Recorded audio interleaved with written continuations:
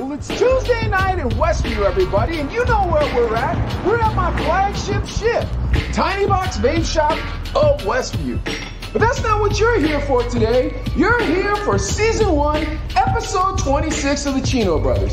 Gavin, what do you know about 26? It takes 26 moves or less to solve the Rubik's Cube. That is true. And let's not forget that Michigan was the 26th state to join the Union.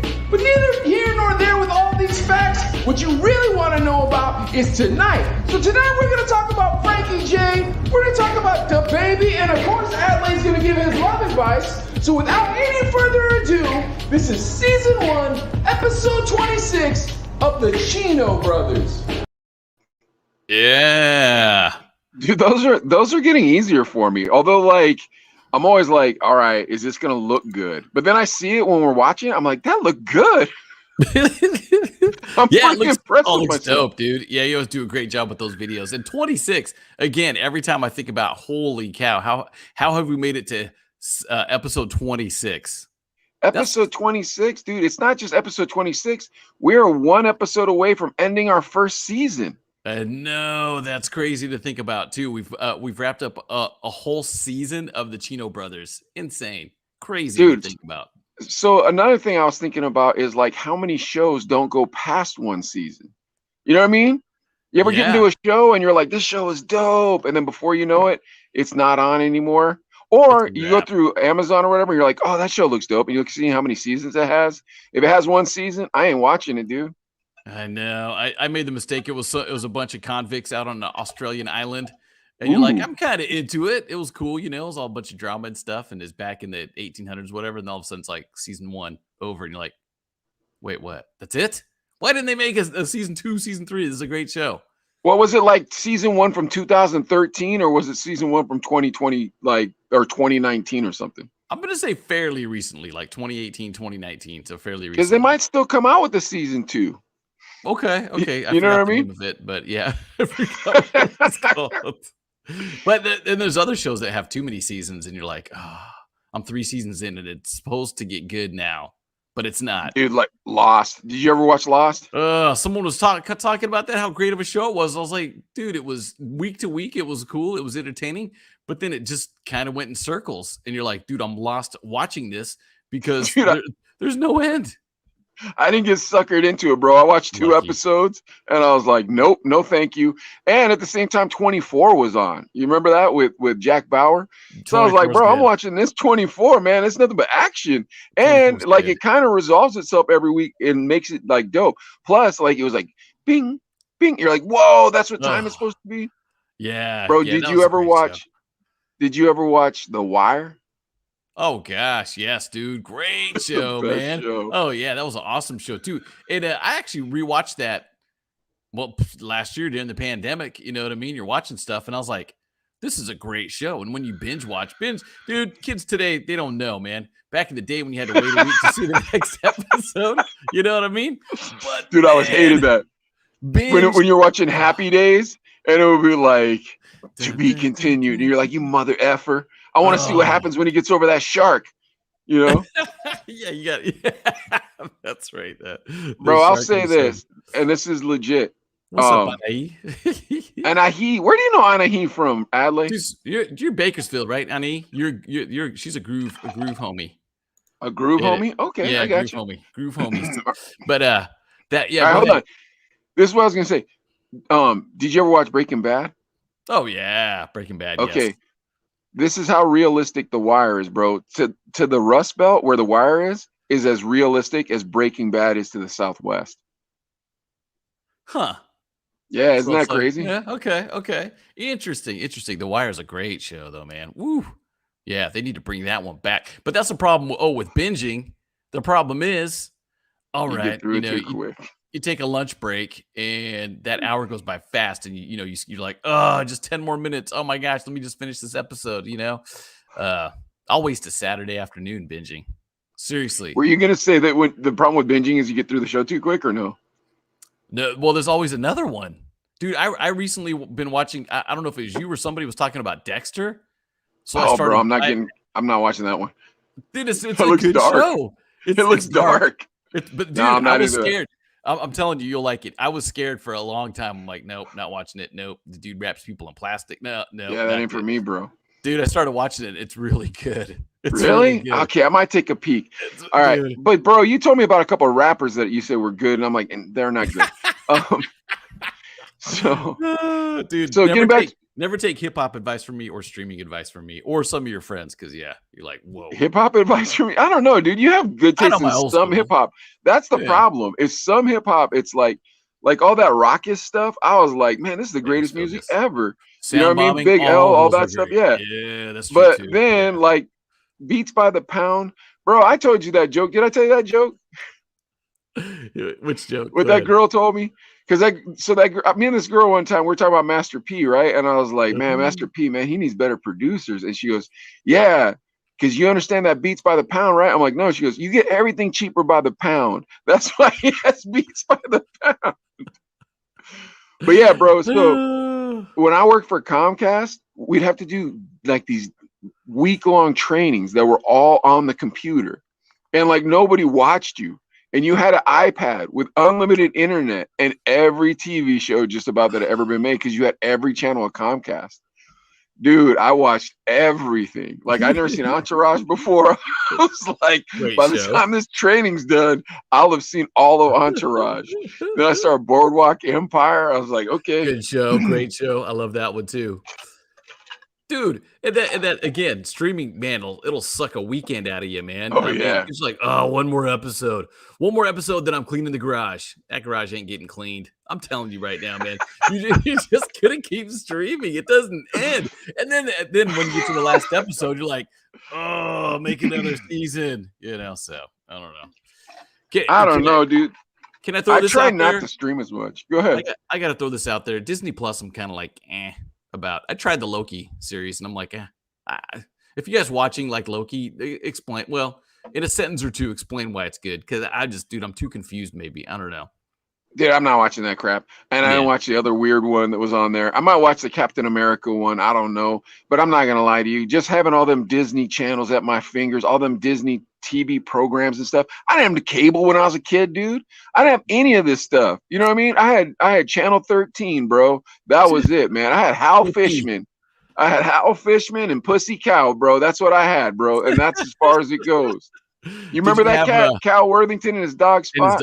Oh, because he sold the cars. I think it's still around. But did you have Kung Fu Theater, KTLA? Of course I had KTLA Kung Fu Theater, bro. We had this conversation when we were talking about the Denogonizer, and I brought up the Flying Guillotine. Remember? You were like, word, the Flying Guillotine? I'm like, yes, man. It's mandatory that all Asians see that movie.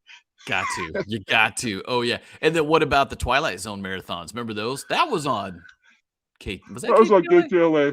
That was on KTLA. Like, here's the thing. Is that my new trick is to find a show that looks super dope that only has 3 episodes. Because, like, bro, time is short for me. I don't have this kind of time. Sherlock Holmes. It's a 3-part series, hour and a half each episode. If you want to get lost, watch this Sherlock Holmes with Cumberbatch and I can't remember who the other British dude is. They're both Marvel actors. But it was before they were anything. They did Sherlock Holmes. This has got to be as boring as crap for everybody. But that show is ill. I'll tell you. Sorry. Dude, I think it's on Amazon.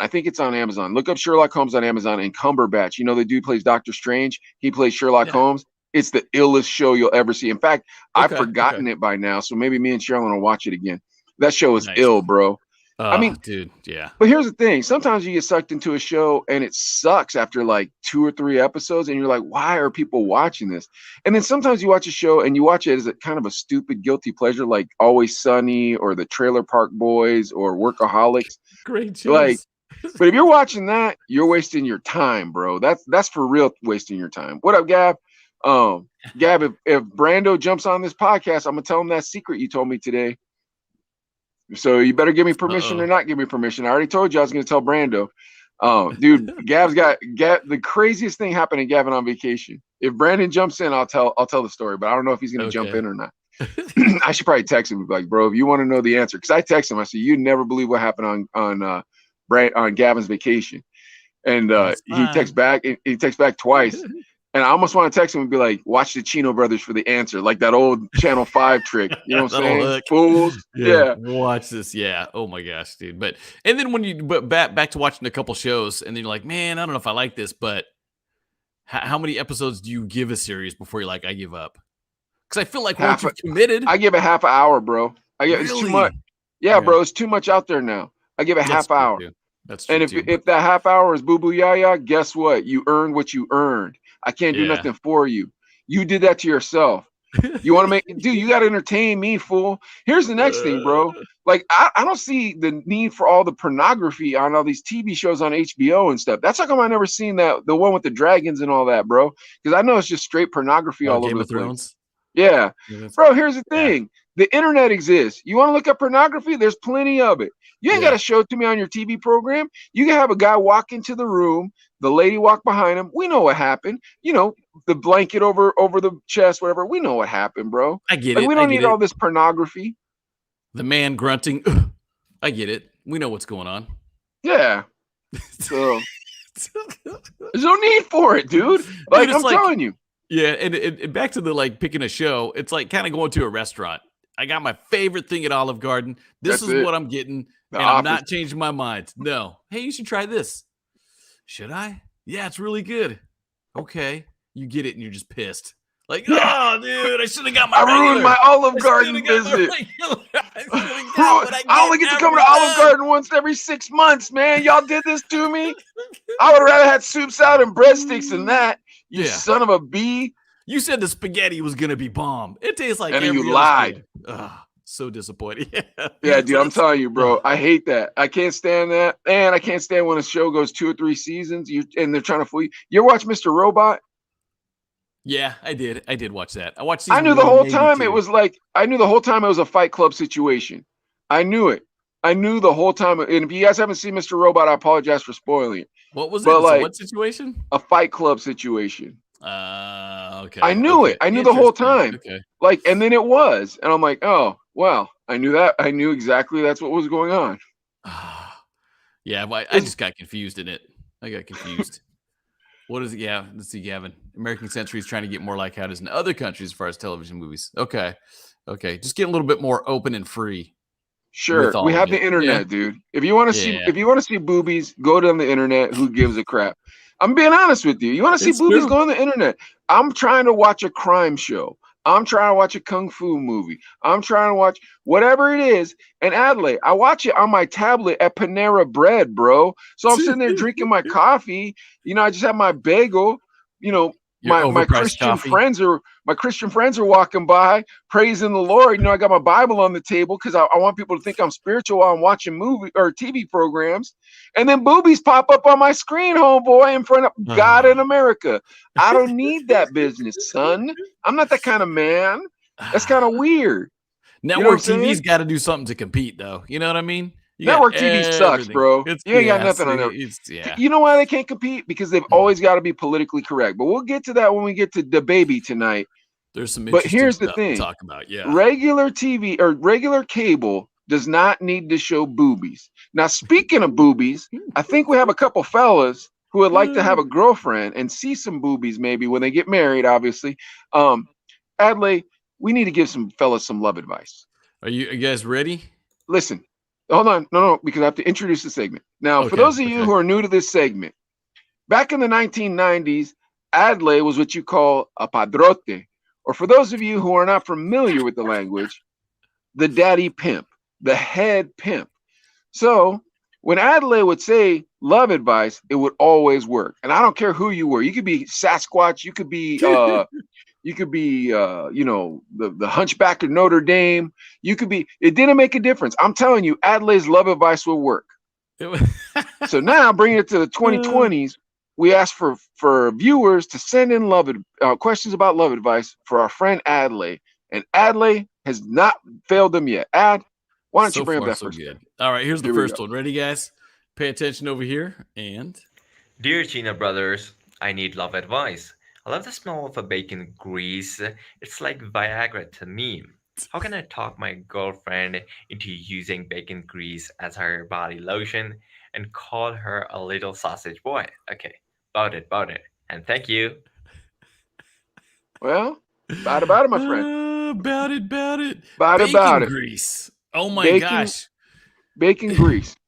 If there was a girl man, I'd be in love. I love bacon. I can't be mad at this guy. I think he's onto something too. I mean, bacon. Everything's better with bacon.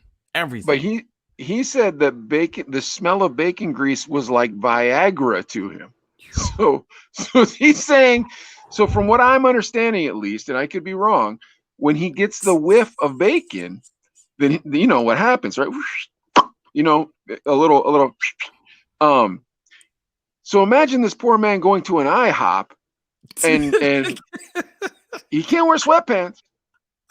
You know what I'm saying? So help him out, Ed. What are we doing?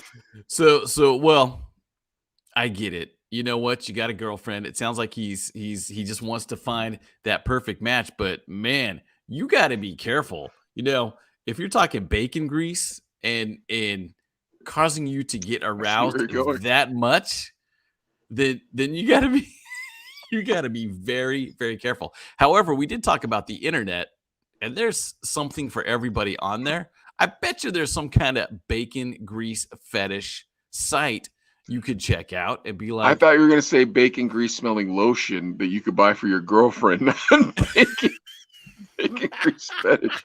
And when you said you got to be careful, I thought you were going with it could be hot. The bacon grease could be hot and it might burn her skin. But bacon grease. Who hasn't cooked bacon and gotten splattered by the grease, man? That's dangerous, no doubt about that. But the best advice for this guy, I'm looking at the side screen here, is just, you know what? You got to follow your heart. And sometimes we know the little head controls the big head, but please, you know what? Hopefully you can find something about that special woman besides, just that. Now, if it gets to the point where you've been in a relationship for 20, 30, 40 years and you need a little something, then maybe that's time to actually use the bacon grease as your Viagra, I guess, because if that works for you, do you, and hopefully you can find the right woman that's going to actually play ball in this sense. So what you're saying is he should wear like a COVID mask so he doesn't smell the bacon. But then when he gets old and his schmeckle's not working as well, then he just cooks the bacon in the kitchen. And he's saving money on Viagra. Is that what you're telling me? That's the way to go, because you know what? We all have urges, and as long as you're responsible about those urges and how to handle them, don't hurt nobody. You know what I mean? Then I say go for it. Nothing wrong with that. And get one of those T-shirts from the '80s. 2 pigs rolling around making bacon. Well, how about this?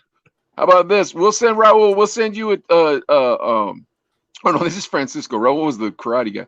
Francisco, we're gonna send you from before the guy that said you like Chinese. Right. We're gonna send you a Chino Brothers T-shirt. You guys, if you send in your videos, we will send you a Chino Brothers T-shirt if we play them on the air. So Francisco, you got a Chino Brothers T-shirt coming to you. I think Adley, you're wrapping this up with the COVID mask and the bacon grease erection, correct? Yes, that's where I'd go with it. Yeah, because at least this guy was normal, right? He dress up in a weird outfit. He didn't do a weird dance for us. He didn't have a weird. I mean, bacon grease is a little weird, but it wasn't that weird. You know what I mean? So I think we're getting better at this, right? The next guy's got to be normal. Yeah. Or next lady or whatever. Next guy or next lady. I bet this can be a normal person. Okay, I think I'm going this way. Let me see. No weird fetish. See, it automatically plays. I'm sorry, guys. Let me rewind that too. Well, it just automatically plays on my Switch. That's okay. But we know what he's here for. And here we go. Oh, no, he has that ribbon. I don't know what's going on with this guy. Oh my gosh. Here we go. You guys ready? Hello, Chino brothers. I need love advice. I love to poop on my first date and not flush. I then ask my date to guess what I had for lunch. Some people think it's weird, but I think it's romantic. What do you think? About it, please help.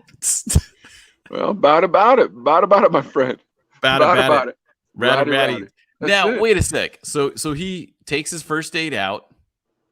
He poops, doesn't flush, and then there's something missing. Does he actually bring her in like, hey, Yeah, Come on over here and check this out. He said he asked her to guess what he had for lunch. Hey, guess what? Guess what I had for lunch? Yeah, so on a first date, he likes to poop, not flush, and ask his date what he had for lunch. Can you guess what I had for lunch? Okay, Adley, is that normal? I don't know if that's normal now. You tell me, is that normal or not normal? That's very odd. The not normal part is, on a first date. You know what I mean? Because once you've been dating for 6-7 months, you know what I'm saying?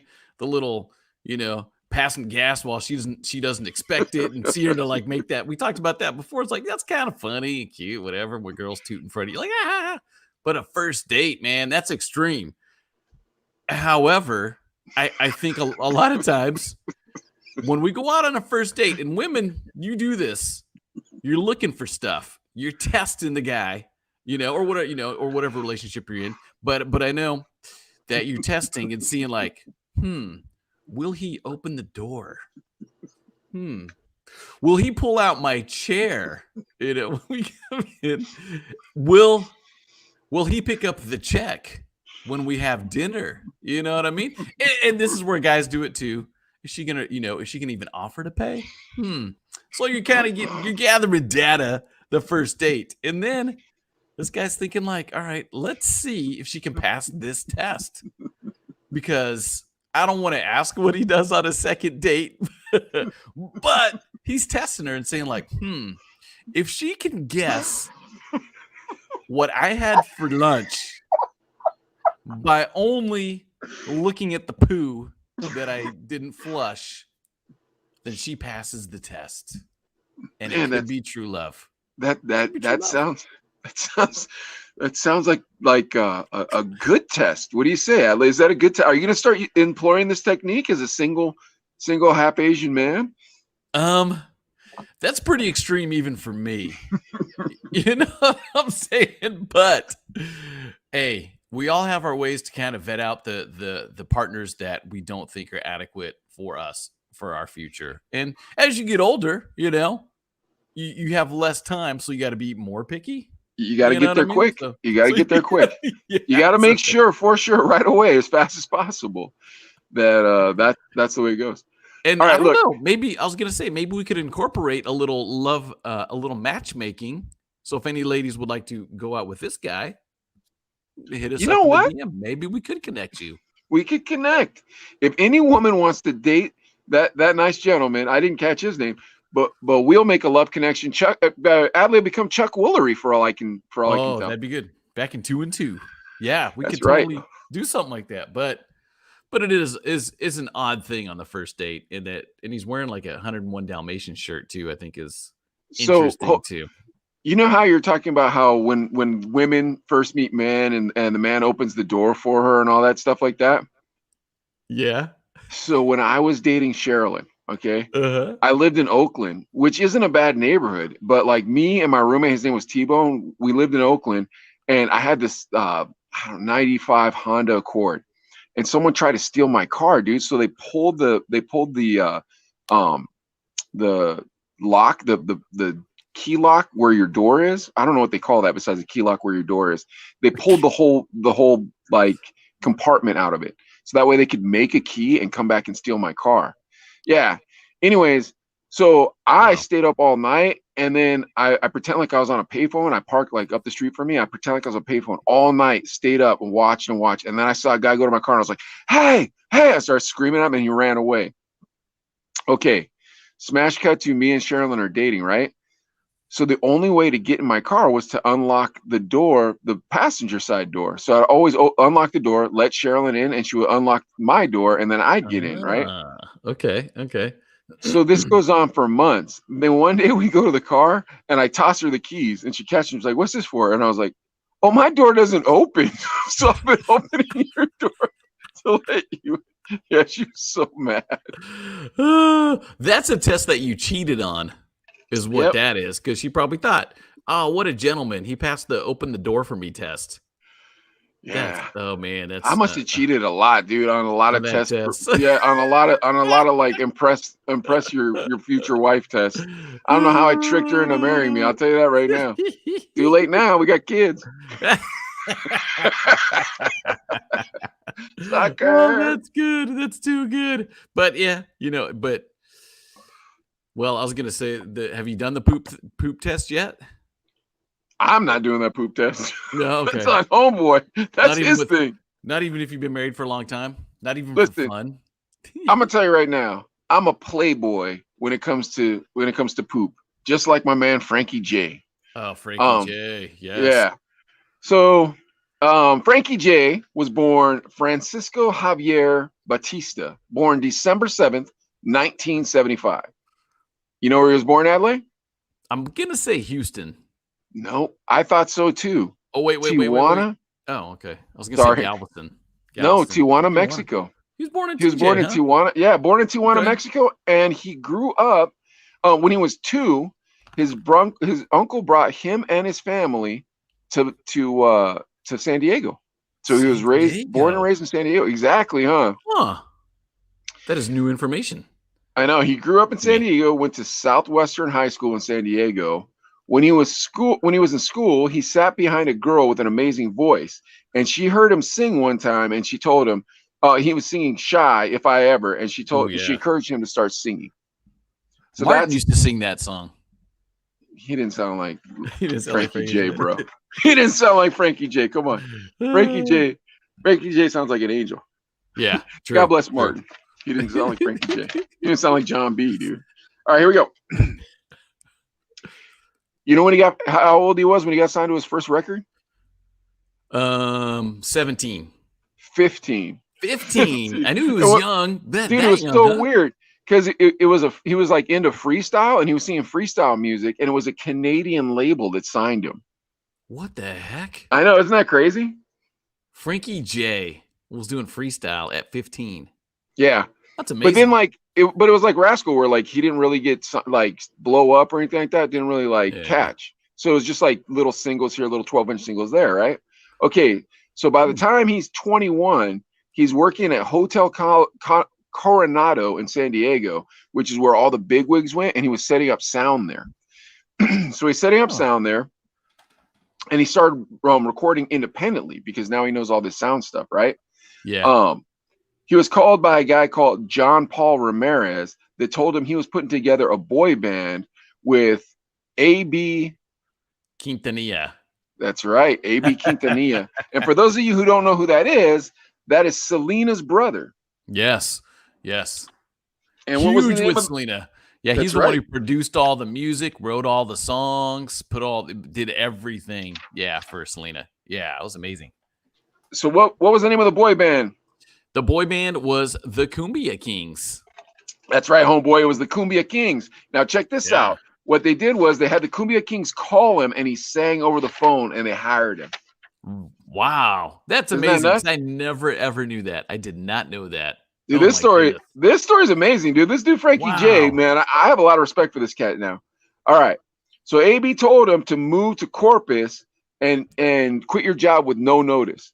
But Frankie J is such a gentleman, he couldn't do that. So he called his boss and told him, he was like, I'm going to give you 2 weeks notice. And his boss was like, take off, just leave. You've reached your dreams, now go. Wow, that's a pretty cool boss. Yep. So Frankie left and he moved to Texas at 21. Now here's the crazy part. There was already a Frankie in the group. So they made him change his name to Cisco, and they told him they wanted him to have blonde hair. No way. Yep. And by the way, Drew Hill was around at the time. And for those of you who don't know who Drew Hill is, Cisco, the thong song guy, was in that group. Kiss the lips under your navel. That's right. From the thong song. Frankie J described the Cumbia Kings as his college because he said that's where he learned how to perform. That's where he learned how to write. That's where he learned how to sing. That's like all those things. Huh. He joined the Cumbia Kings almost a year after they had started, though, but AB took him under his wing. So eventually he wanted to go solo, so he spent all his money from the Cumbia Kings on equipment for a studio. So he built a studio, and then he taught himself how to produce. Wow. Yeah. All right. Then check this out. He wrote a song for his girlfriend, who's now his wife, and played it for AB, and AB wanted it for himself. He was like, "Nah, that's my song." Yeah, and Frankie J was like, "No, man, that can't be your song." He's like, "We can give it to the Cumbia Kings, but I'm gonna sing it." And so AB was like, "Oh yeah, that sounds like a good idea." Okay. Frankie put out the next album. Hold on. Wait. Frankie put out the next album with the Cumbia Kings, and they didn't put the song on there. Oh, so they dissed him, huh? And then they fired him. Oh. Yep. Yeah, dude. So yeah, so but Frankie had already recorded it. That's the thing. Okay. And so oddly enough, dude, this guy Frankie J, he's like, I knew it was from the Lord, so I didn't care. He's like, that's what God wanted, so I didn't care. Dude, that's how like religious this cat is. Yeah, dude, he's really dope. Yeah. So Frankie called his homeboy Charles Chavez, and told him he was fired. And Charles Chavez told him he just got fired from his job at Interscope working with Jimmy Iovine. Yep. Oh yeah, Charles Chavez. That's a familiar name too. Back in the day, yeah, we remember that name from Interscope. Yeah, why? Because he was a record rep originally at Interscope. Yep. Oh yeah. So guess what connections he had? And for all of those who don't understand, a record rep meets directly with the program director and asks them to play certain records. For everybody watching that doesn't know what a program director does, so Charles knows all the program directors. So guess what happens next? He starts getting that record into radio stations. Yep. Whoa. Okay. So he played him "I Don't Want to Try," which is the song that he wrote for his girlfriend and wrote for and now his wife. And Charles stopped the record and was like, "That's a hit. That's a bona fide hit." And he just started taking it to radio stations. And then finally he cracked one. And then they just started playing all over the country, everywhere. Oh yeah. That's man. Yeah.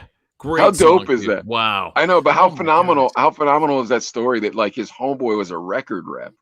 Dude, and I got to ask you this too, Mike. Go ahead. Think about at 21, you drop everything, you drop your family, your life, everything, your job, and you move. And then at 21, you get paid for these gigs, but instead of going out and partying, you actually buy equipment and invest. I know. There's no way we could have pulled that off at 21.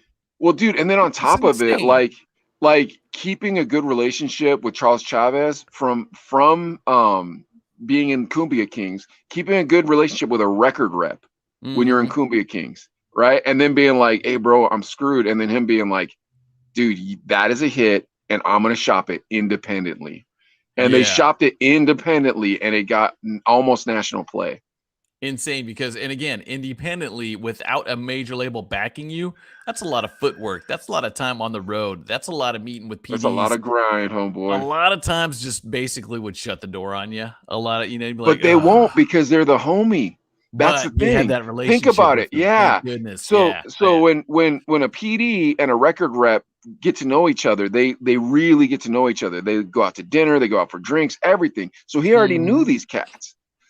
So, and you remember back at KOHT with Paco, labels would come through all the time.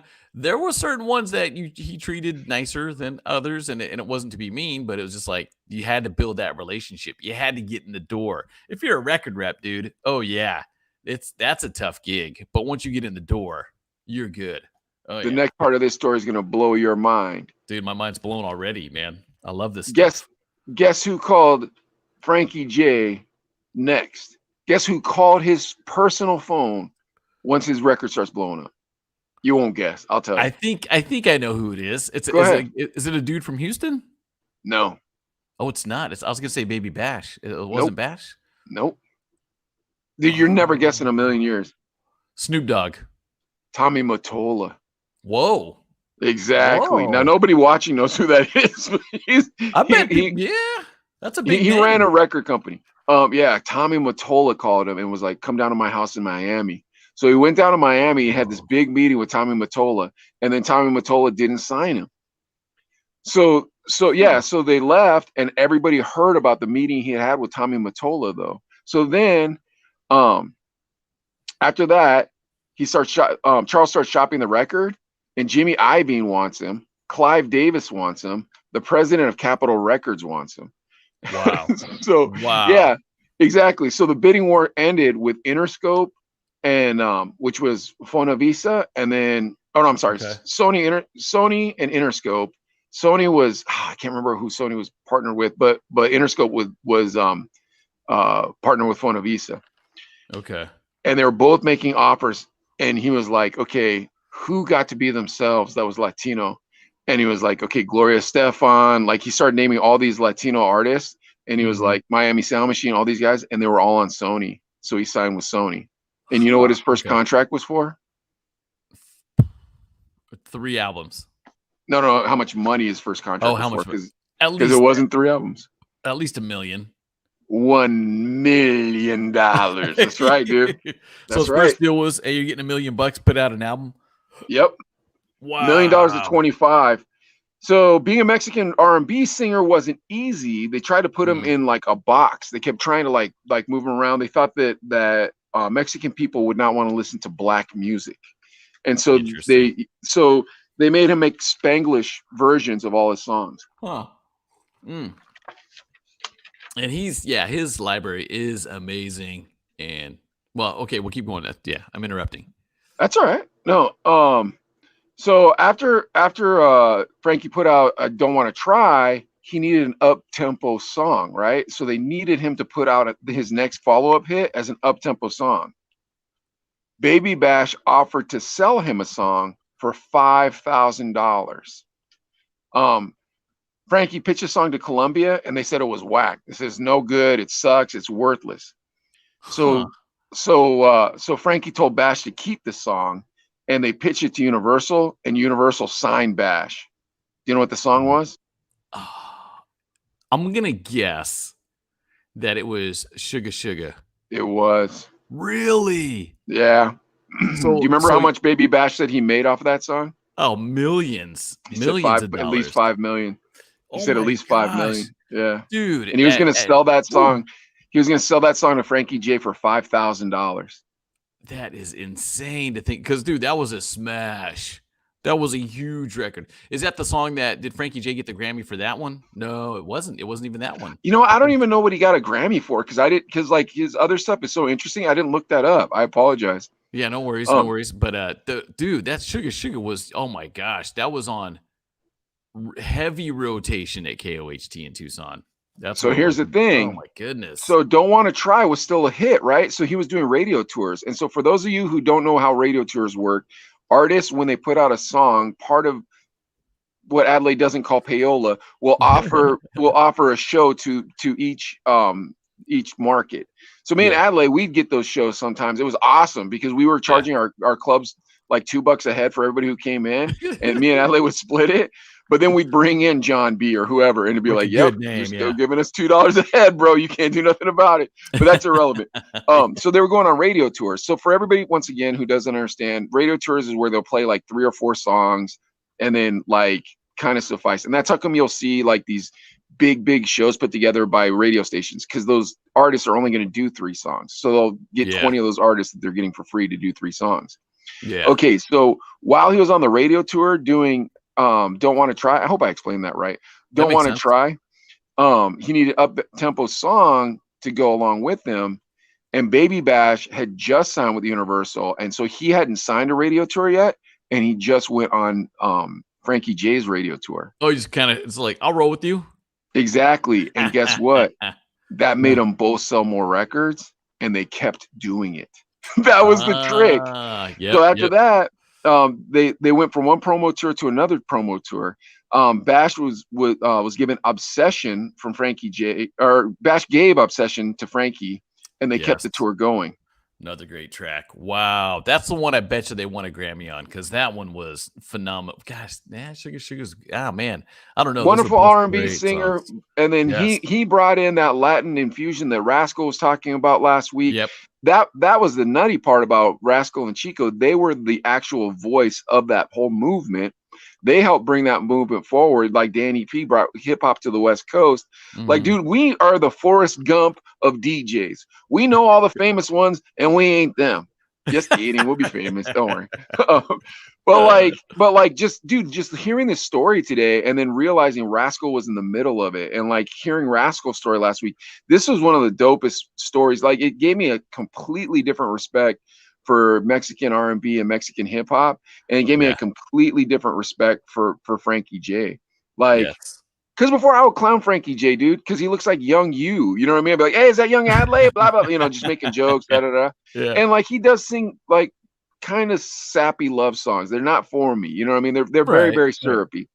Yeah. But his hustle and his grind, Frankie J, I salute you, sir. I apologize for any rude thing I've ever said about you. God bless you, sir. And you know what his net worth is? Ooh.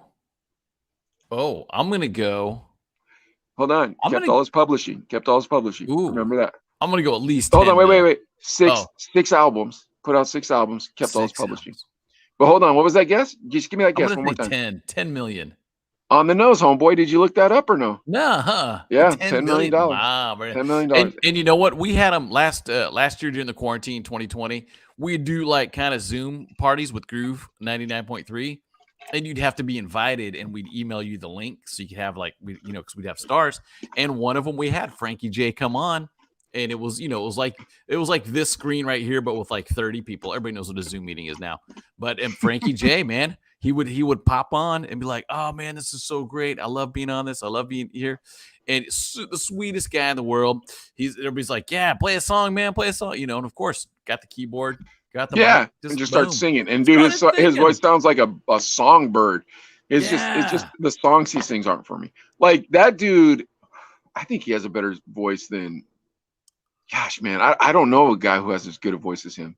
Yeah, very solid, strong vocalist, and dude making all those songs and stuff, and doing the hustle and still being a nice guy. I think he's a pretty strong Christian, to be totally honest with you. Yeah. Like just the way he was talking on the interview, he's just talking about the Lord the whole time, and like he dropped a couple of F-bombs, but who amongst us hasn't dropped the first F-bomb, throw the first stone, and it ain't gonna be me, baby. I promise you that. But dude, I'm telling you, this cat, like the respect level I have for, because you know what? I already moved to Pittsburgh by the time all the Mexican hip hop was kind of hitting the scene. So I never got to be a part of it. Like, but now that I'm revisiting it, man, beautiful music. Dude, he redid Extremes More Than Words. Wow. And owned it. Song to do. Yeah, and owned it, song. Dude. You got to look that up on YouTube after you're done watching the Chino Brothers. Not right now. Right. All right. Always check that out too. But man, just a super cool dude. Very cool. Dude, I'm telling you right now, if he's like, I'd like to pick his ear. The problem is if you ask people about their faith, a lot of times they clam up, but I'd like to pick his ear and know what his relationship is with the Lord. Because I can't imagine this dude's not a real strong Christian. Just, dude, he married his girlfriend from when he was 21. Wow. Like I'm pretty like there's no sign of him being unfaithful, although this might be a big sham, and then all of a sudden we find out he's a crook, and it's like, God, we talked the guy up. But my goodness, man, he like I have a lot of respect for him, even though I'm not the biggest fan of the type of songs he's chosen to sing. Yeah, I'll leave it at that. But he has a good voice. Oh yeah. Sugar didn't bother me though. But let me show you this picture of us hanging out again, and you'll see a couple familiar faces in there besides his. But even then, look, I was just reading his shirt. Ass something's gas. No one rides for free. Ass, gas, or grass. No one rides for free. That was an old bumper sticker in the 70s. So he's wearing it ironically. Too funny. But who's the big guy next to you throwing up the peace sign? That's Gemini. He actually had a song, and I'm gonna say Frankie J maybe produced him. But yeah, dude, don't make me look that guy up because I'm never gonna find information about him. He's gonna be tough. Yeah, he was the one hit guy, dude. Unfortunately, great song though. It was a great song, but yeah. But you guys went to an after party though, didn't you? Because the Baby Bash, you told me you're like, oh man, I forgot to tell you the story about we went to the club also. But I don't think Frankie J didn't go. I don't think he went. Yeah, tell the Baby Bash story. We'll pretend Frankie J was there. Go ahead. But that was here in Bakersfield. That was here. And we did a litall show and kind of, and it was more one of those club things. Remember you talking about the promo thing? Yeah. It was just, he was in town. He was doing a little promo run. So this is probably 07, 08. And it was over here at the Ice House, it's called. It's now called Elements. Shout out to Manuel G over there.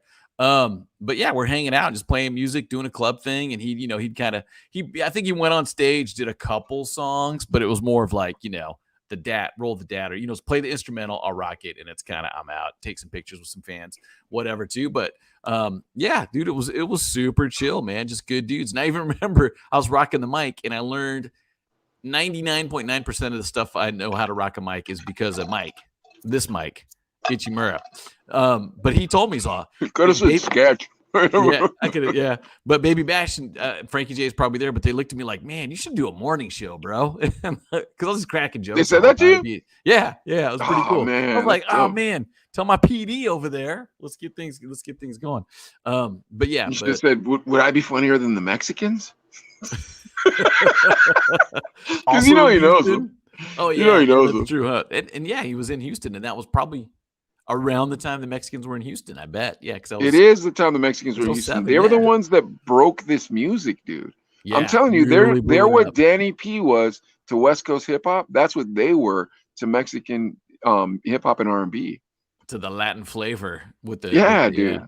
Oh yeah, good stuff, man. That's and it's kind of crazy when Mike does all this research and everything and looks all these artists up. You forget.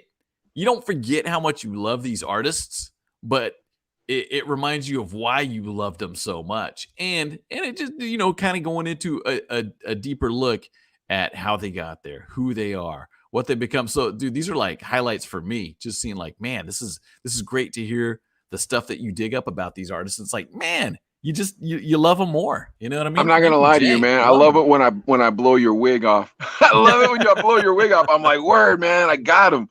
Like, yeah, dude, I love it. I love it. Yeah, when we talk about the Cumbia Kings, I was like, he was in the Cumbia Kings? Oh my gosh. This AB dude, bro, he was bad news, man. He's nothing but a I want my business.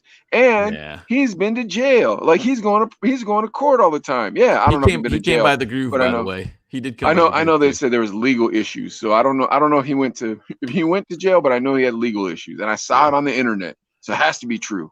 Yeah. AB Quintanilla came by the groove though to hang out. Like maybe before COVID, a couple years ago. And, well, don't let him hear your songs, bro, because he'll steal them. He's trying to do it to my man Frankie. But I got to give him respect too, because at least he gave Frankie a shot for a year. Granted, you know what I mean, and wrote great music and all that. So that's a whole nother story. But I'll say this, Frankie. That's the thing. Frankie has no remorse in his voice when he talks about it. It's so nuts. It's so nuts. He's like, "That's what the Lord wanted." I'm like. There's no way he's not strongly religious. You gotta be, because it'd be impossible not impossible, but it'd be tough if you're not a Christian and be able to forgive like that and let go. Not only forgive like that, but like, bro, the cat is a handsome dude, bro. Yeah. Like, I'm sure his wife is a beautiful woman, but to be on the road like that and stay faithful and everything, like it's like. I'm telling you, the dude's got to be a Christian. I can't imagine he's not. If we ever get to meet him, I'm asking that question. Like if we elevate our interviews and we get to interview that guy, I'm asking that question. Well, if you won't come on this, go ahead. We got that concert coming up in September 18th, and it's Baby Bash is on the bill. And we were really trying to get Frankie J, but it was just scheduling conflicts. He'd already booked at another location, but we really, really wanted him on there. Obviously, I mean, the dude's super talented. But yeah, amazing dude, amazing musician, and one of the most humble dudes you'll ever meet. Now to someone who I don't think is an amazing musician at all, and apparently not that humble. Adley, tell him about DaBaby. DaBaby, this is crazy because, dude, DaBaby, everybody knows him. He's a newer hip hop artist. I don't. He's been around for a couple years. So if you don't listen to hip hop after 2018, 2019, you probably don't know who he is. But blowing up. Headlining tours. His big breakout hit was Suge, and it was about Suge Knight, and he was talking basically, it was about like, hey, I'm gonna Suge on this. Basically, I'm gonna do what I need to do to get things done. And his videos were super hilarious. They were, they're really funny. They even reenacted Friday in one of their videos. It was pretty funny. Dude, you're not fooling me into listening to a new hip hop artist. Last time you did that, I was very disappointed. Like, and the thing is you guys always make excuses for it. I'm like, it doesn't sound like Pac to me. It doesn't sound like no Biggie there. Talib doesn't sound like Mos Def. Doesn't sound like Common. Yeah. It's like, Well, for 2021, Mike, just use your imagination. We're done, bro. We're done. You're not tricking me to listen to the baby. Now, explain to me, is this guy big or no? Is he like, and like compare him to somebody from the 90s, how big they would have been at that time? Is he as big as Ludacris was when we were DJs? Yeah, definitely. Definitely as big as Ludacris at this point. Definitely as big as T.I. Definitely as big as Outkast. I mean, he's big. As big as Outkast? Hold on. Hey, y'all, Outkast?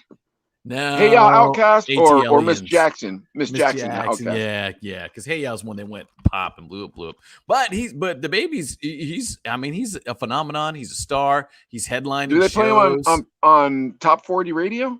Yeah, he did a song with Dua Lipa, and she's I don't know who that is either. But she's a top 40 pop singer sensation. Top 10 songs all the time. But they did a song together, and dude, he so as big as he is, and we know cancel culture is there, and you feel like you've got to put that extra filter on about what you say because you don't know. But he was at Rolling Loud. That's the big show in Miami with, you see those lineups. We saw the Lollapalooza lineup, and it's like 4 pages long of artists coming through. But he was like one of the main headliners. And he goes on a rant, and he hold on, wait. So it's like a punk rock music festival or hip hop? How does this work? It's everything. Okay. Everything, all right. everything. All right. I got it. All right. It's a little bit of everything. And and he goes on stage and he says wait, do you want to play what he says? Do you want to play the video? See, I don't have it handy. Oh, but I can pull it up like super. That video is really vulgar, guys. So when Adley brings it up, if you guys want me to, do you guys want me to? I think you need to hear what he said, because the problem is if you don't hear what he said, then if we repeat what he said, it's not going to sound good coming out of that mouth. You know what I mean? Yeah. I do not. I don't want to get it twisted at all. Okay, I'm gonna pull this up, and you guys are gonna see it.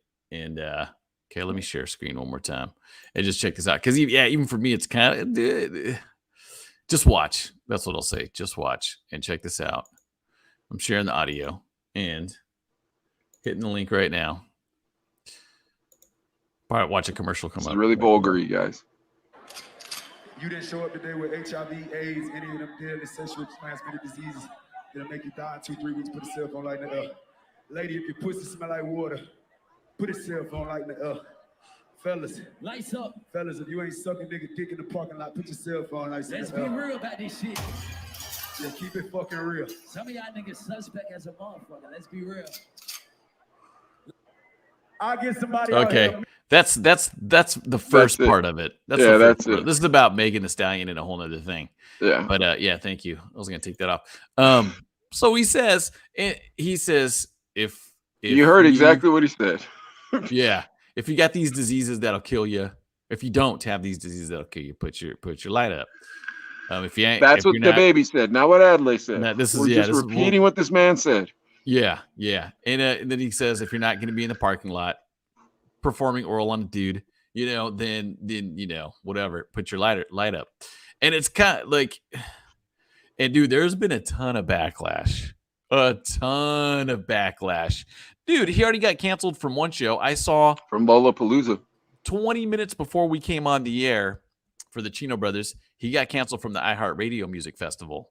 That doesn't surprise me. Come on, they're so corporate. Come on, dude. Yeah, there's no way they're gonna start falling. It's gonna start falling like dominoes. Because and dude, come on. I mean, here my opinion is he shouldn't have said those things. You know what I mean? Because it's spreading hate, but I don't know. There's a lot of rappers came to his defense and said like, hey, freedom of speech. You had to say that. You guys, you're pushing the gay community, whatever LGBTQ community is bullying people. That's what T.I. said, bullying people into thinking a certain way that it's like almost like that it's okay to be gay. And I'm not saying it's not okay. All right, hold on. So here's the problem. Is that when you told me the story, you were like, DaBaby said some things that people took as homophobic, and now he's getting a lot of pushback from the LGBTQ community. And then we had a discussion about homosexuality, Christianity, things like that. I didn't know that he said what he said when we were having that conversation. You know what I mean? So when I heard what he said, I was like, oh no, that's because I thought what he said was just like, it's wrong to be gay or something to that effect. You know what I mean? Yeah. But when I heard what he actually said, I'm like, man, that's really offensive. It's not, it's really offensive. But at the same time, bro, I saw Ice-T in 1987, I think it was, or no, it couldn't have been that early. Maybe 1989. I was like 15 when I saw him. Okay, yeah. And he was at the Fresh Fest tour. It was him, dude. This is a Murderers Row lineup. It was him, EPMD, Public Enemy, and Stetsasonic. Nice. Yeah, it was the best concert I've ever seen in my entire life. Yeah. But bro, they made you scream so much. They were just like, make noise, make noise. By the time Public Enemy came out, we were all burned, bro. But that's irrelevant. I heard Ice-T came out on stage and said way worse things than that at that time. Yeah. Like hip hop, dude, I was listening to No Vaseline on the way home. Oh, geez. And I was just like, dude, but the thing is they're celebrating the 30-year reunion of No Vaseline. Wow. Yeah, all those trendy cool guys are like, oh yeah, Ice Cube's diss track, No Vaseline. And it's like, have you heard this song, man? Because it says that Eazy-E's D smells like MC Ren's S. It's a pretty harsh song. I don't know if you've heard this song. So I think we live in a weird culture. DaBaby, if DaBaby felt a certain sort of way about being pressured into having to speak for the LGBTQ community, he could have said it in a different manner. But at the same time, I bet you that dude has got to be under so much pressure. Could you imagine? Oh, dude. Well, dude, you're on top of the world, man. You can't do anything wrong. You're selling out tours. You're headlining Lollapalooza. You're headlining all these big shows and stuff. And then 20 seconds of your life of what you say on a mic changes everything. Everything. But that's how he feels.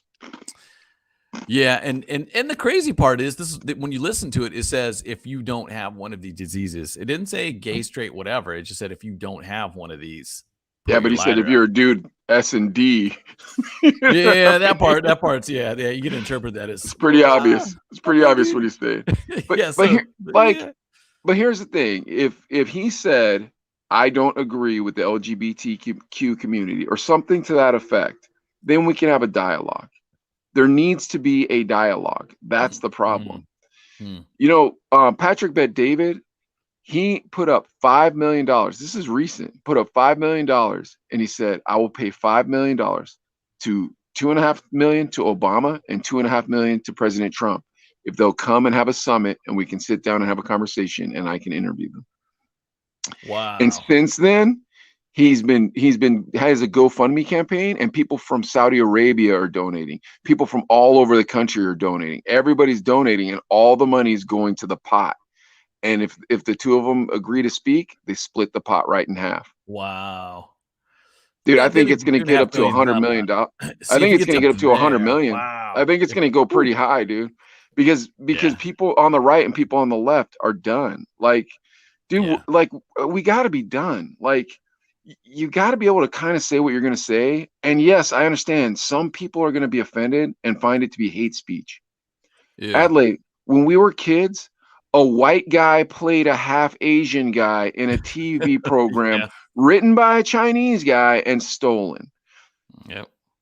And guess what? Nothing happened to us. Huh. You know what I mean? It made you a stronger person. And I'm not saying that racism is correct. I'm not saying that we should be bigots. What I'm saying is we need to stop having such thin skin. Yeah. You know what I mean? And I understand. Yeah. I understand, it's hurtful. Have you ever watched the commercials from the 1980s on YouTube? Yeah. Oh yeah. It's not a good thing. It's because Kool-Aid's new flavor is chinky orange. Chinka chang chang chang chang. And it's like, man. Yeah. You showed that to us when we were kids. You know what I mean? Yeah. Like that was on our cartoons when we were kids. When we were kids, when you and I were kids, that was on our cartoons. We were taught that we were lower humans because we had slanted eyes. Yeah. Okay. Extreme stuff. Absolutely. Yeah. But the thing is it's like, okay, man, can we have a dialogue? You know what I mean? Like I don't want Stop Hate Asian Day or whatever from a bunch of white people who don't know any Asian people. You know what I mean? Like I don't want that. I want a dialogue.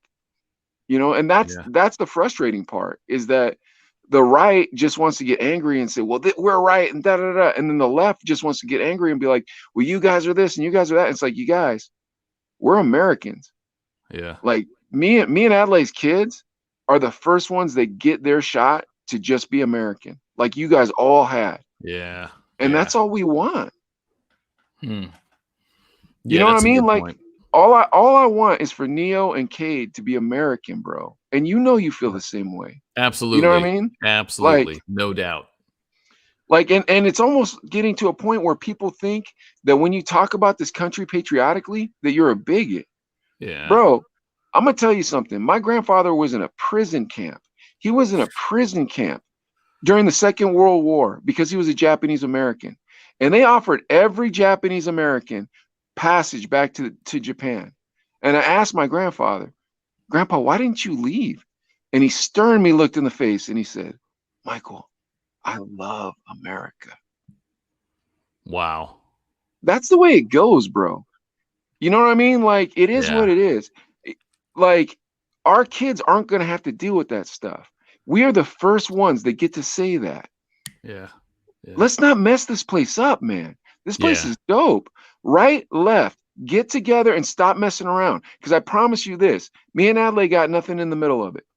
We ain't no political guys. Not at Go all. ahead, man. I'm sorry. I talked a lot. Say, Go ahead. This is like the heaviest subject we've probably ever talked about, or one of the heaviest things we've ever talked about. But that's okay, because you know what? You've got to come out the other side and say, okay, I learned something. Okay, I understand that you have feelings and you have a right to your feelings. But yeah, you're right. There needs to be a spot where it's like, all right, let's figure this out. Can we talk to each other? Can we understand this? Little Baby's going to get canceled. I almost feel like this could be like a career-ending thing. I don't know. I don't know, bro. I don't know, because they try to cancel Chappelle. I don't know how talented Little Baby is. I honestly don't. Yeah. But they try to cancel Chappelle, and they couldn't. And they know they can't cancel Cube. You know what I mean? Like, there's certain things you can't cancel, and sometimes when you can't cancel them, the revolt starts, and that's what we need. We need a revolution, dude. We need a revolution. But I don't want to go so far right or so far left. I don't want to like, look, we're Americans, and the majority of us just want our kids to be American. Yeah, I want to make enough money to feed my family, pay my bills, and make sure my kids come up safely in a place where they will be able to compete as fairly. Americans. Yeah. When your mother looks at your son, she sees an American. Yeah. Yep. You know what I mean? And that's why she came here. Yeah, it's true. It's absolutely when my father looked at my family, he saw Americans, and that's why he came here. Like, that's the way it goes, dude. Like this, like, I don't get this whole like F America, blah blah blah. Yeah. Bro, you know me. You know how I grew up. You know all that stuff. But you know how successful I am now. And obviously the Lord Jesus helped a lot with all of that. And he gave me the forefront. But I am blessed to be in this country of America, because I'm not familiar with another country where you could do that. You're totally right. And that's why people keep wanting to come here to the United States. You know, it's always going to be a struggle. I mean, so I'm second generation. Well, first generation born in America. You know, and you see the difference. I mean, it's simple. I don't ask for much. We don't ask for a lot. We just want a place to live peacefully, and earn a living. Make sure I got food. Simple. There's not much to it. But also to be able to have the freedom of speech still. Yeah. You know what I mean? Okay. Because without the dialogue, we're not going to have the freedom of speech. And if we open the dialogue and immediately we're called bigots or we're called this, and I think that's a little frustrating to me personally when I as a minority get called a bigot by a white liberal. That's a little frustrating, man. It is, dude. It's a little frustrating to me. That's not right. Yeah, that's just like, wait, seriously? It happens a lot. Out? Yeah, it happens a lot to me oh boy, because I'm a Christian, and so it's like, oh well, then you must have these Republican views, and I'm like, look, I don't take politics. Don't do it. It's not for me. Yeah. You know what I mean? And it's like, well, you're a bigot because you're not supporting. I'm like, dude, I had a girl one time. She came to my shop, and it was right after the election, and she was just like, everybody who voted for Trump is a bigot. And I said, no, that's not true. And she said, it absolutely is. And I said, well, I have a friend who voted for Trump, and he's black. And I do. And it's actually Gavin's best friend. I'm not trying to out who anybody voted for here. But anyways, and she goes, well, he might be a bigot. And I'm like, I know this man. I know he's not. And she goes, you can't say that. You don't know anybody. It's like, bro, you're trying so hard to get me to check your boxes. Like, there's no reason for that. You know what I mean? Like, I'm either going to believe it or I'm not. And guess what? Unfortunately, I don't believe it. You can't fool me. You know what I mean? It's like, so, but once again, on the other side, it's like those liberals, they just want your money. They want us all to be communists. They're going to overthrow the government. They're going to make everything horrible. And it's like, dude, America's not going to go to crap because we have a weird president right now. We have, like, it's not like, but at the same time, a Christian should not be canceled if he wants to believe the fullness of the Bible. Right. Because we should have the freedom of religion as well. Yeah, absolutely. No, you're totally right. I agree with that 100%. And kind of just back to the baby real quick too. Hip hop's kind of always been that spot where you can, you can say whatever. You know what I mean? You talked about no Vaseline, and you talked about that, and it's the one place where you're gonna fight the power or whatever. You know what I mean? Or speak your mind and think, you know what? I don't care. I don't give a F. You know what I mean? And you're gonna say that stuff. But at the same time, dude, I saw that crowd. It was all white kids. I'm like, I thought this dude was a hip hop artist. Well, that's a majority of it for sure. But I don't know. I feel like, he's slowly, the dominoes are falling. He's in some trouble. Dude, I'll he's tell you right now, tried to apologize, but didn't really apologize. He didn't apologize. He was like, no, I don't care. Pretty much. Yeah. I saw that video too. He's like, I don't care. I'll say this. This is one of the funniest things ever if he gets away with it. It'll be so funny because he ain't going to apologize.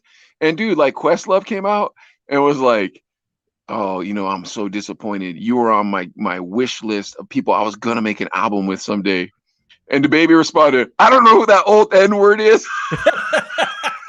Jeez, I heard about that too, right? He's like, I don't know who you are. Oh my gosh, that was the best response ever. Like, that was I was laughing so hard when I heard that. I heard it on the Breakfast Club, and they were like, can you believe he said this? And I was just dying laughing. Geez. Like, the Breakfast Club's all trying to stick up for him right now. Like, Charlamagne's like, well, someone needs to have a conversation to explain to people. And it's like, bro, he's not going to believe what you believe. I promise you. And he does not care. Apparently, this dude really doesn't care. Either he saved his money or he doesn't care about money or whatever, but he doesn't care. And realistically, go ahead. And think about the artists that want to make a political statement. You're like, shut up, you're an artist. I don't really care about your opinion. So now it's like, and then people are coming at, like, he's like, do I look like a mother effing role model? Remember that? That's some old NWA. You know what I'm saying? It's like, dude, don't look to me. Don't look to me for how to act.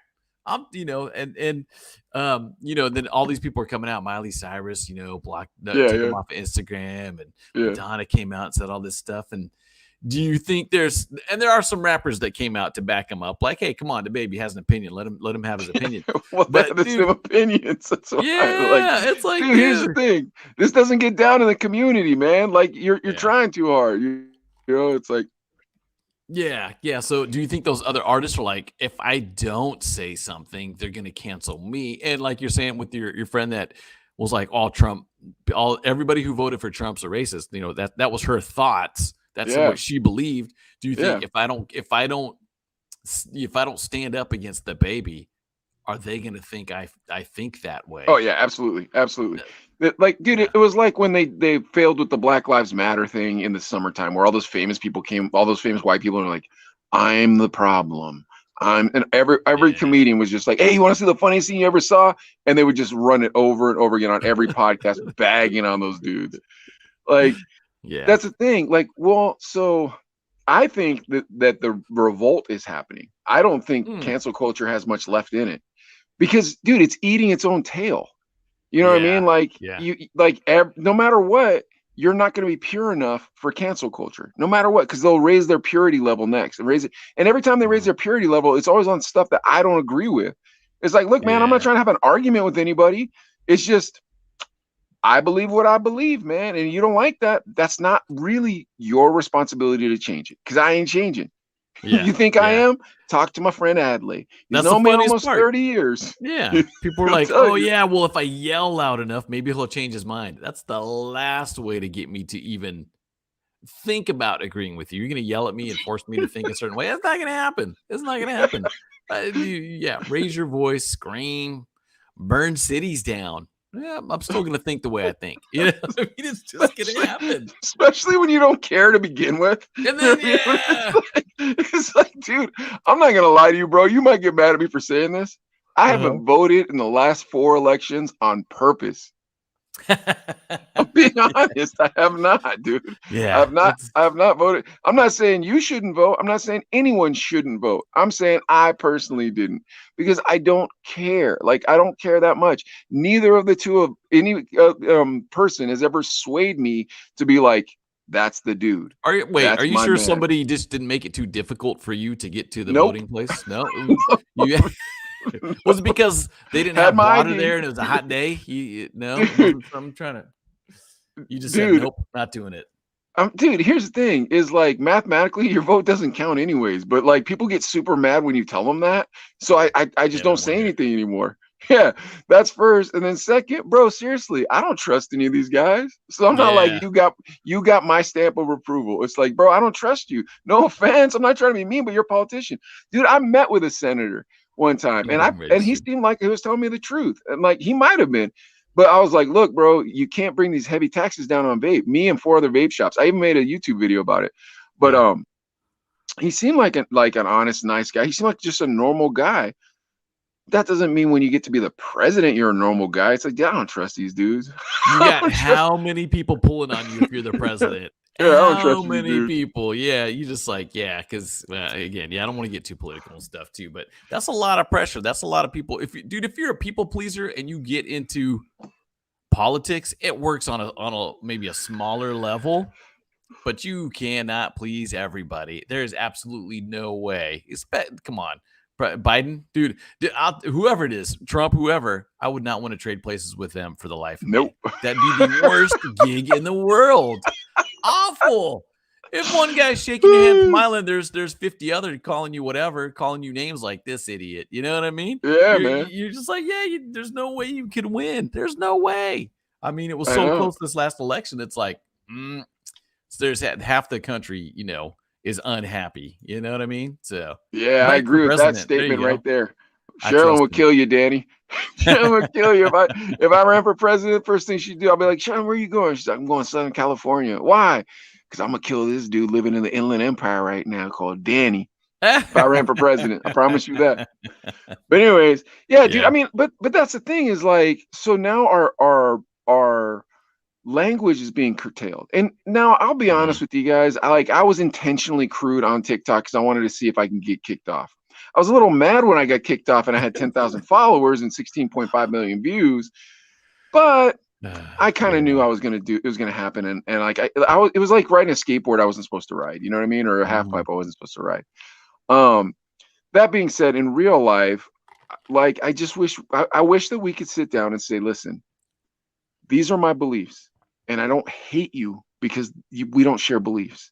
And I'm not going to try to vanquish you because you believe in other things, but you can't be angry at me for having my beliefs.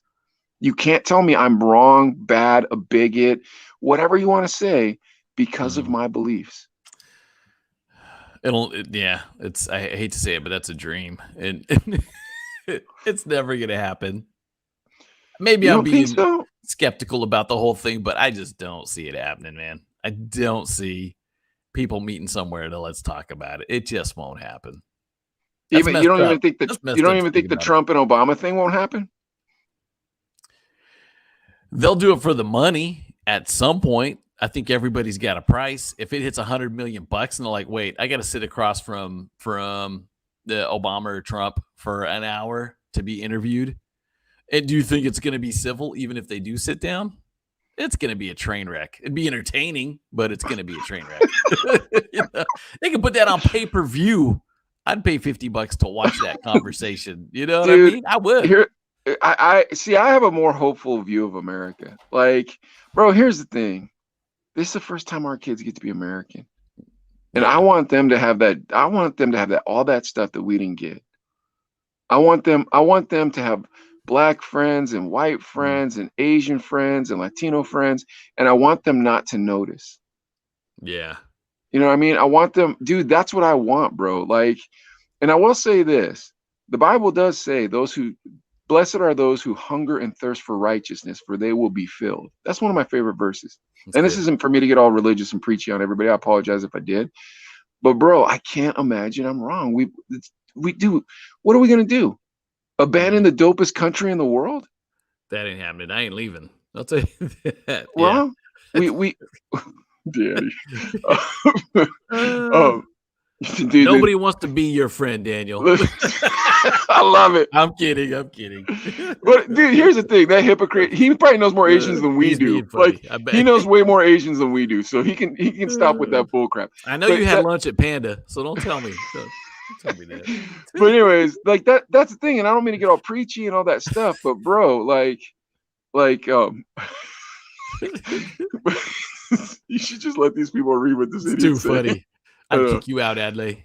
So put the first one where it says not the last one, the one before the last one. I don't want that one. Yeah. So he puts this nonsense. Meanwhile, I promise you, Adley, I know Danny's friends, and he knows more Asian people than we do. I did have noodles. Good. I know he knows more Asian people than we do.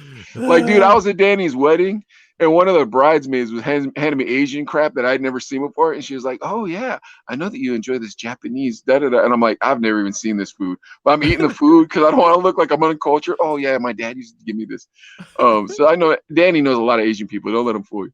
But irrelevant, back to what I'm saying. Like, dude, well, and then that's also it, right? Like, busting balls. Like, you know, if somebody taped me and Danny going back and forth driving to Boner's house, one night me and Danny we're driving to Boner's house and we're going from Las Vegas to Salt Lake City. If they recorded that, we both be canceled right now. As many racist jokes we called each other, back and forth calling each other racist jokes, like, because that's how you did it back then. You know what I mean? Like, you didn't get offended because your homeboys called you a racist word. Like, bro, I cannot tell you how many times we made fun of Boner for being Indian, made fun of Danny for being Mexican, made fun of me for being Asian, made fun of Bryant for being white. Like, dude, it was just, we just did that. And it wasn't because we hated each other. It was because we were being funny with each other and we loved each other. Made fun of Robbie for being black. Like, dude, we loved each other. Like, like we would die for these people. You know what I mean? Like, literally. And like the opportunities presented themselves at times. Like, but we would die for these people because they were our friends. All right, dude, if they recorded that and played that back today, whoosh. Canceled. You and the baby be getting pulled off of shows. Just you ain't doing no iHeart Radio Fest. Is that the world you want your kids growing up in, bro? Come on, man. It can't be that. Yeah, it can't. Yeah.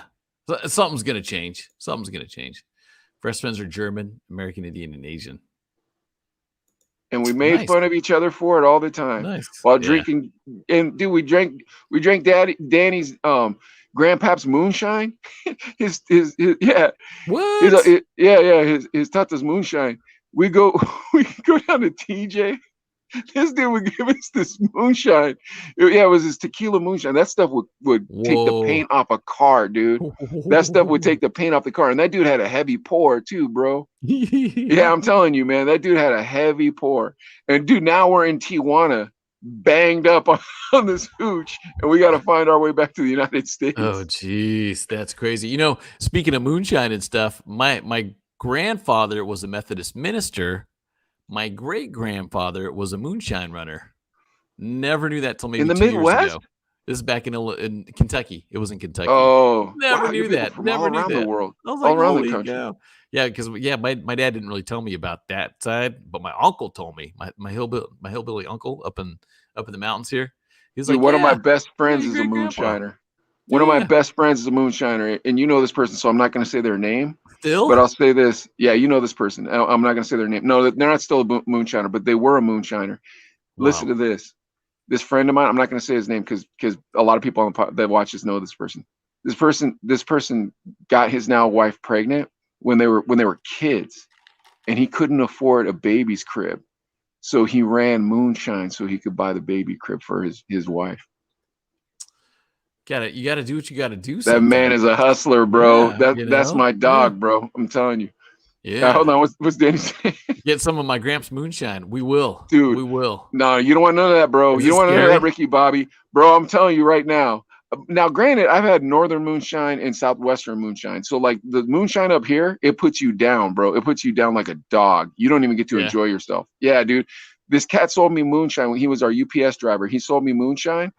Yeah, and so dude, he came in the shop, right? Well, everybody With like a came through my mason jar? shop. You pulled up Yeah, a mason dude. jar kind of Yeah, thing? bro. Really? So like, yeah, dude, I'm telling you, it's crazy living in Pittsburgh. So, cause like, okay, so like, I'm living in Pittsburgh. I own a shop here, and now like I meet all the locals, right? Because before you're kind of isolated. I'm going to university. You know, I'm working at Fortune 50 companies, whatever. Mm. So like, this cat Jay comes to my shop, and his first job when he was 14 was working for the mafia, dude. Oh my gosh, dude. Emptying quarter machines for the mafia. Yeah. Emptying poker machines for the mafia. Anyways, so this dude's talking to me about moonshine. Then everybody in the shop starts talking about moonshine, but all these Pittsburgh guys, because Pittsburgh's like right on the edge of the country. So it's like this city with like, you know, that East Coast feel. And then as soon as you get out of it, you're in what's called Pennsylvania. So you got these guys and they're making shine, all this stuff, right? So everybody's talking about this shine, dude. And I never had a taste of it. Then my UPS driver comes in. He goes, "You got all these flavors, huh?" And I go, "Yeah." He goes, "Just like shine." And I said, "What do you know about shine?" He goes, "I know I sell it." I said, "How much is it?" Yeah, he goes, $30 a quart. I said, "Hold on a second." I reached in the till and I gave him $30. He goes, "All right, what do you want?" So I told him, I said, I'm looking. I said, "Okay, give me the Fireball," because that had the most highest alcohol concentrate. Yeah. Wait, it was in his UPS truck? No. Comes back 2 months later. Maybe a month and a half later, and he goes, because I'm like, man, that guy took me for $30, but I'm gonna keep seeing him. So what? He comes back like a month and a half later. He has a yellow legal pad. He's flipping through. He goes, "Okay, there's your name." Scratches me off and hands me my shine. And I said, "Who are all those names?" He goes, "Mostly cops." Anyways, get home, pour the shine, dude. And I pour myself a tall double like this. Okay. And I used to drink a lot of tequila. I haven't been drinking as much, but I used to drink every Friday night. I would drink myself 3 fingers of tequila. And every Thursday night, me and Urbanic, remember Chris Urbanic came on the show? Yeah. We would drink at the shop, dude. And we would polish off a handle, dude. We would polish off a half gallon every Thursday night, dude. And then I had to go to work on Friday. Yeah. And Chris can drink, dude. So he's going to put you down no matter what. It's hard to keep up with him. Anyways, neither here nor there. So I had a pretty strong tolerance at this point. Yeah. Start drinking. I'm on the couch watching something with Sherilyn, and then I go, "Oh man, I got to get up and get this juice." My e-juice was on the back shelf. I stood up off the couch, lied right back down on the couch, and was like, "Good night." Shot past drunk, went straight to passed out, dude. Really? I gave it to my neighbor Jimmy. I was like, "Hey, here, bro, this ain't for me. Like, I can't handle this." What do you do with that? That'll make you go blind, right? Dude, and they drink it, and everybody drinks it out here. Everybody drinks it out here. Dude, my homeboy I'm telling you about, I didn't even know he made shine. I was at a barbecue with his family, right? Like, we had a family get together. All our families got together. We're at a barbecue, and his mom was there. And like, dude, this cat's family loves me, bro. Like, on some like next level loves me stuff, bro. Like, it's uncomfortable how much these cats love me. But his mom's feeling loose, and she's telling me about how she got S-faced with my homeboy's sister-in-law. I'm trying not to say this cat's name. Yeah. And I said, "Well, what were you guys drinking?" And she said, "Oh, homeboy's moonshine." And I looked at homeboy. I was like, "You make moonshine?" He goes, maybe. And so I said, tell me the story, son. So he told me the story, man. He fessed up. He told me that story, but he told me that story. And I knew him when he was working at the place that he worked at, and he wasn't making any money. And he told me that story, and I said, nah, you're good. Yeah, jeez. Yeah, I said, that's you're crazy, good. man. Yeah, man. Moonshine. Holy Dude, cow. so that he could buy his daughter a baby crib. That's it. That's a man, bro. That's what you got to do. Sometimes That's you a got to man. do that. Oh, That's yeah. what I'm saying. But anyways, yeah. Hey. So all that being said, America, we need to get back to this place where we can insult one another, and Danny's grandpa's moonshine could take the paint off a car. That stuff wouldn't put you all the way on your butt, bro. It would put you on your butt like tequila puts you on your butt, like Cuervo puts you on your butt. Yeah. But dude, you had the pounding headache as soon as the buzz was already kicking in. That headache, that headache would go legit. Paul Rojas was on here. What the heck? Nice. Paul, dude, Paul? you missed 2 episodes or 3 episodes ago. We had Danny P on, and that dude, his program director was Craig Mack, and he hung out with Uncle Jam's army. Greg Mack. Yeah, Greg Mack. And he hung out with Uncle Jam's army, and oh man, and he made those tapes we used to get at the swap meet. He made those mixtapes we used to get at the swap meet. He didn't make them. They made them at the radio station he worked at. And lo and behold, they were mixed by Dr. Dre. Yeah. Crazy. Oh, you missed that episode, Paul. That episode was legit. But anyways, we'll get that guy back on. Yeah, Egyptian lover, baby. But dude, he knows everybody from K-Day. This cat Danny P. Yeah, Rodney O and Joe Cooley. That's who was on the mixtapes. You remember those mixtapes, Paul? They start with Rodney O. We bought them at the swap meet, but that's irrelevant. I don't know why I'm talking like this. Get off track.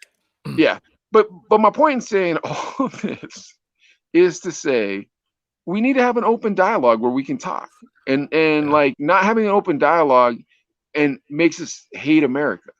And I don't want to hate America. Like if you want to be a part of an open dialogue, I'd be down to even do it on the Chino Brothers on an episode. Absolutely. Where we bring whatever side you're on. I don't have $5 million to give President Trump and President Obama. But if you want to come on the Chino Brothers and not Patrick Bet David, please come on here. But that's the thing is like, bro, your son gets to be an American. My son gets to be an American. Paul's son, Cade, gets to be an American.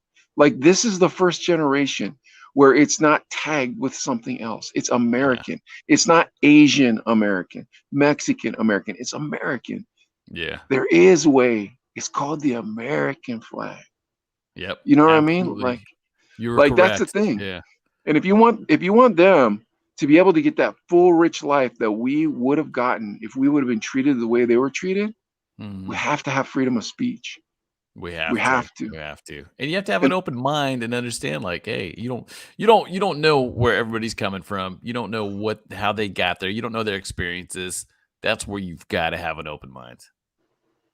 Yeah. And you're gonna say some things that offend me repeatedly. Not you personally, Adley. I mean, I know what you're saying. Yeah. You're gonna say some things that offend me repeatedly, and a lot of things that I don't agree with repeatedly. And I'm gonna accept that those are your beliefs. And I'll present evidence for why I have my beliefs. But you can't hate me or cancel me because of my beliefs. That being said, the Chino brothers don't endorse that type of language. Right. We don't. I understand that he has the right to say those things, but we don't endorse that type of language. And if anything hate, not down with it. I don't endorse any kind of hate. But if there is to be an open dialogue about the LGBT community or TQ or whatever it is community, I understand, and I would be available for that dialogue, understanding that there's no hate and there's no canceling, just my logic, my ideals, and my philosophy and my religious faith, and that's it. So, what Paul said. That's a lot. My unification idea is way out there, but the way to do it easily is to embrace the languages of the major populations and make it an official language of America as well. They did that in Canada, Paul, in Quebec. But the problem is then you have portions of the people who no longer show unity to the country.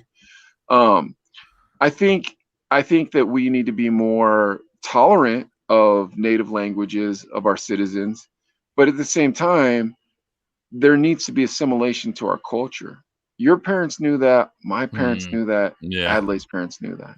And I understand that this culture hasn't necessarily been correct in the way they treated our parents. However, once again, to quote the senator, the Constitution isn't a document that we've lived by, but it is a document that we need to live into. Yeah. And that's our terms. It's an easy solve, but maybe our kids can make it happen. Yeah.